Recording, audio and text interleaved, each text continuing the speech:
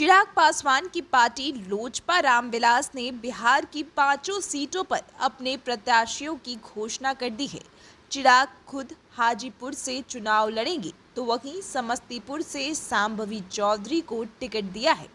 वे जदयू नेता एवं नीतीश सरकार में मंत्री अशोक चौधरी की बेटी हैं। इधर पूर्व आईपीएस कुणाल किशोर की बहू हैं। बता दें, वैशाली से मौजूदा सांसद वीणा देवी को टिकट दिया गया है और खगड़िया से राजेश वर्मा को उम्मीदवार बनाया गया है।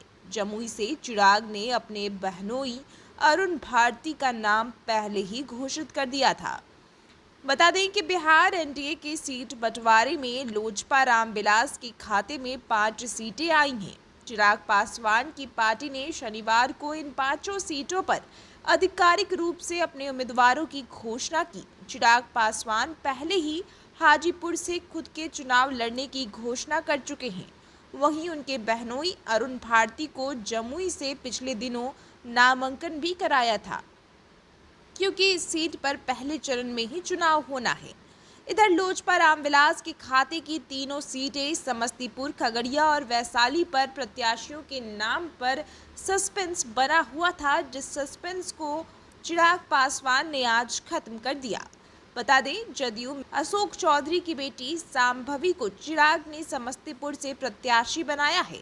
इधर लोकसभा चुनाव को लेकर के जहां जोरों से तैयारियां चल रही हैं, तो वहीं आपको बता दें कि अरुण भारती का नाम फाइनल होने के बाद उन्हें समस्तीपुर से प्रत्याशी बनाया गया था।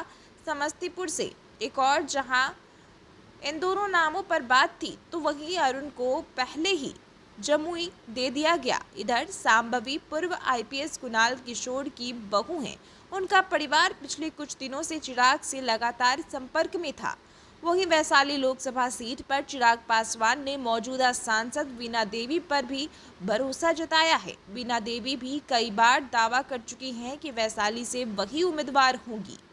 दिवंगत रामविलास पासवान के निधन के बाद लोजपा में टूट हुई थी। उस समय वीणा देवी पशुपति पारस वाले गुट में चली गई थी, मगर पिछले साल चिराग ने अपने चाचा पारस को झटका देते हुए वीणा देवी को अपने गुट में ले लिया था। चिराग ने खगड़िया लोकसभा सीट पर चौंकाने वाला नाम दिया और यहां युवा चेहरा राजेश वर्मा को टिकट दिया है। राजेश भागलपुर के डिप्टी मेयर रह चुके हैं और एक व्यापारी हैं। कई मौकों पर वे चिराग पासवान के साथ सार्वजनिक कार्यक्रमों में नजर भी आते हैं। अब एक और जहां अपनी पांचों सीटों पर चिराग ने अपने उम्मीदवारों को आगे रखा है। अब देखना होगा कि इस चुनाव में इन पांचों सीटों पर चिराग के उम्मीदवार किस तरीके से वोट पाते हैं। Bureau report, news PR live, Patna.